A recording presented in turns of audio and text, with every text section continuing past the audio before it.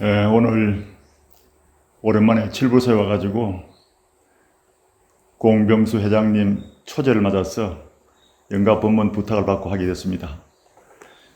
뒤에는 세월 통강 큰 스님께서 떡 지켜보고 계시고 또 앞에는 선방 스님들께서 떡 계시고 하니까 좀 영가 법문을 별로 해본 적이 없지 않습니까? 우리 선방에 되긴 스님들은 뭐라고 해야 되는가 생각을 했는데 앞으로 선방 스님들께서도 혹시 영가 법문을 할 기회가 있으면은 이렇게 하는 영가 법문도 있더라는 걸 생각해가지고 참고 삼으시면 좋을 거라 싶어서 그 법문을 마음을 준비했습니다.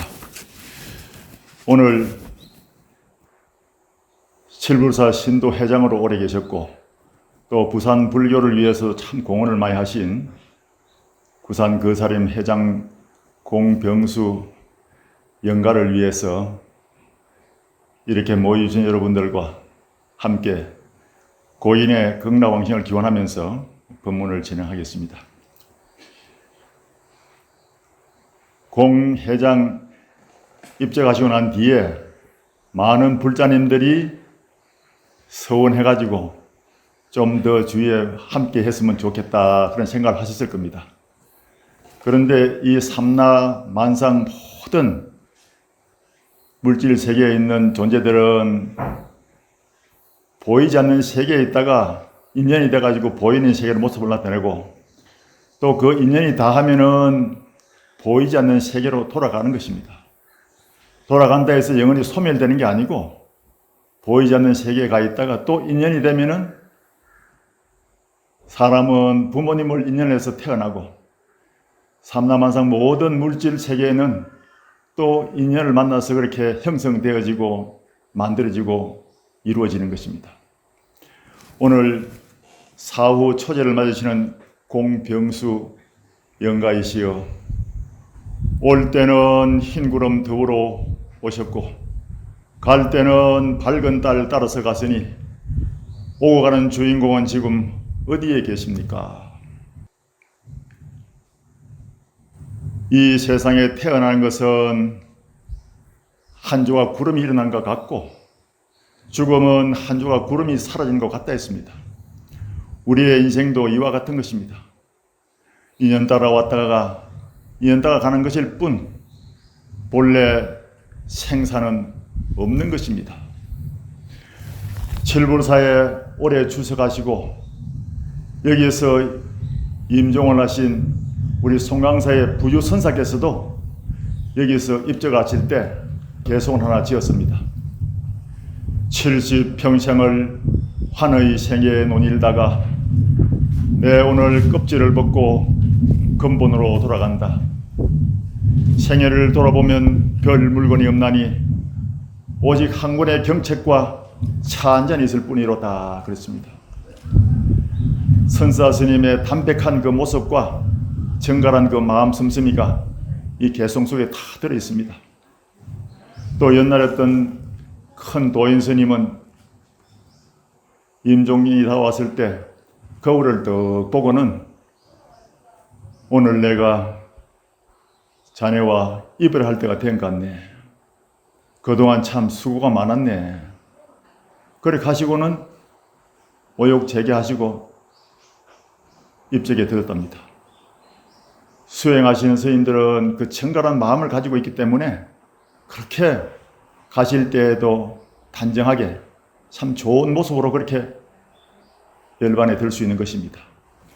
오늘 여러분들께서도 공병수 회장님 초제를 맞아서 마음속에 발언을 해야 됩니다. 그리고 이런 자리를 통해서 우리는 서원을 하고 남은 여생을 잘 살아가겠다는 그런 다짐을 할 때 이 자리에 큰 의미가 있는 것입니다. 우리는 태어나면 다 갈 때가 되면 갑니다. 그런데 왜 거듭 이 세상에 와야 되느냐? 어떤 사람은 그래요. 아이고 고생스럽다고 내가 안 온다고 그렇게 얘기하는데 그 누구 마음대로 오지 않는다 해서 안 올 수가 없습니다. 중생들은 업력에서 다시 태어나고 성현들은 중생의 이익과 안락을 위해서 원력을 가지고 태어난다 해서 원력수생이라 합니다. 그런데 왜 그러면 이 지구촌에 이 사바세계의 고해 바다를 하는데 거듭거듭 태어나는가? 그것은 태어나는 것은 바로 자기 자신의 영적 진화를 돕기 위해서 이 세상에 거듭거듭 오는 것입니다. 영적 진화라는 것은 우리 불교인들이 볼 때는 수행정진을 말하는 것입니다. 수행정진을 잘하면은 우리의 영적 단계가 좀 더 업그레이드 되고 또 높아지는 것입니다. 그래서 우리는 그동안 공 회장님과 더불어 함께 신행생활을 하면서 많은 것을 보고 듣고 또 많은 스님들의 법문을 들었지 않습니까? 그러기 위해서는 우리가 마음을 가진해가지고 수행정진으로 들어가야지 법문을 듣고 절에 다니는 그것으로 끝나면은 그렇게 별 효과가 없는 겁니다. 그래서 수행정진할 때는 간절한 마음으로 발언을 하고 정진을 해야 합니다. 부처님의 근본 가르치면 옛날 통강 큰 스님께서도 늘 신도들에게 법문할 때 제가 들었습니다. 원성불도 중생이라고. 위로는 부처님의 도를 구하고 아래로는 널리 중생을 교화하겠다는 그런 뜻을 세우고 수행 정진하는 것이 불교의 근본 가르침이라 그랬습니다. 오늘 칠부로서 와서 이런 얘기를 하게 되니까 옛날 통강 큰 스님 모시고 살던 데가 새롭습니다. 아주 감회가 깊습니다. 예. 부처님께서 참 뜻을 세운 신자가 공양을 초청하면은 수많은 비구 스님들을 데리고 공양에 초대돼 간 적이 들어 있었습니다. 어떤 때는 큰 대부호, 그 장자라 그런데 그런 집에서 대저택에서 공양을 초대하면은 500명의 비구 스님들이 함께 가서 공양을 한 적도 있기도 합니다. 공양을 드시고 난 뒤에는 잠깐 동안 법문을 하셨습니다. 여러 곳에서 법문했는데 그 중에서 항상 같이 반복되는 법문이 한 가지 있었습니다. 오늘 그 법문을 제가 들려드리겠습니다. 부처님께서는 공양을 마치고 난 뒤에 거기에서 이제 법문의 자리를 마련하면은 그 공양관에서 준비하고 하던 그 부엌에 있던 하인들까지도 다 나와서 정원의 자리를 깔고 법문을 듣게 되고 또 그 마을에서는 마을 사람들이 다 몰려와가지고 부처님의 고귀한 법문을 듣기 위해서 자리를 잡고 앉았다 합니다. 그때 부처님께서는 가다듬은 목소리로 출가 수행자들에게 한 끼의 공양을 올리는 것은 큰 공덕이 되느니라. 보다 더 큰 공덕은 삼보에 기하는 것이니라. 보다 더 큰 공덕은 오계를 지키는 것이니라. 보다 더 큰 공덕은 자비심을 가지는 것이니라. 보다 더 큰 공덕은 삼보를 위한 사원을 짓는 것이니라. 이 세상에서 가장 큰 공덕은 삶의 덧없음에 깊은 통찰력을 키우는 것이니라 했습니다. 삶의 덧없음에 깊은 통찰력을 키운다는 것은 수행정진으로 지혜를 완성한다는 것입니다. 그것이 이 세상에서 가장 큰 공덕이라 했습니다. 그 큰 공덕을 성취하기 위해서 선원에서 스님들은 열심히 더운 날 더위에도 아랑곳하지 않고 수행정진하고 계시고 또 제가 불자님들은 이런 삼복더위 속에서 와서 또 기도 정진하고 발언을 합니다. 그런 것이 가장 큰 공덕이 된다 했습니다. 선정을 닦고 큰 공덕을 성취하겠다는 그런 원을 채울 때 우리는 부처님의 길을 제대로 가고 있는 것입니다. 부처님께서 6년 고행 후에 성도하신 후에 제1성으로 외치신 사자후의 말씀 무엇인가 하면은 참으로 놀랍고 기특하구나. 일체 중생이 다 열애의 지혜와 덕성을 갖추고 있구나. 다만 번뇌와 망상의 구름이 갇혀 있어가지고 그것을 보지를 못하는구나. 그랬던 것입니다. 그래서 부처님께서는 우리들에게 모두가 다 열애의 지혜와 덕성을 갖추고 있다는 것을 일깨워주기 위해서 45년 동안 인도의 전역을 누리면서 그렇게 설법을 하시고 또 수많은 제자들이 눈 밝은 지혜를 갖춰가지고 중생 제도의 길에 나서게 됐던 것입니다. 부처님께서는 그 당시에 외도들이 정말 참 지혜롭지 못하고 어리석은 그런 참 일을 많이 벌리는 것을 보고 눈을 밝은 그런 제자들에게 해제하고 난 뒤에는 항상 그렇게 일러주셨습니다. 비구들아, 길을 떠나거라. 두 사람이 같은 길을 가지 말라. 처음도 좋고 중간도 좋고 끝도 좋은 의미와 문장을 갖춘 법을 설하라. 항상 그렇게 하면서 전도의 세계를 부처님이 다니지 못하는 곳곳 방방곡곡을 다니면서 정법을 전하고 선양하라고 했었습니다.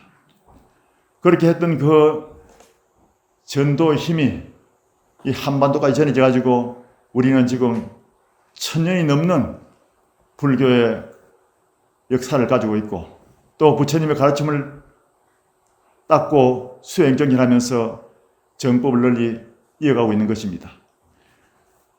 오늘 사후 초제를 맡게 된 공병수 영가께서도 부처님의 정법을 널리 선양하기 위해서 참 많은 덕을 쌓고 지혜와 자비의 등불을 밝히려고 원을 세우고 살았습니다. 그런 인연 공덕으로 좋은 극락세계에 갈 것이라 믿어집니다.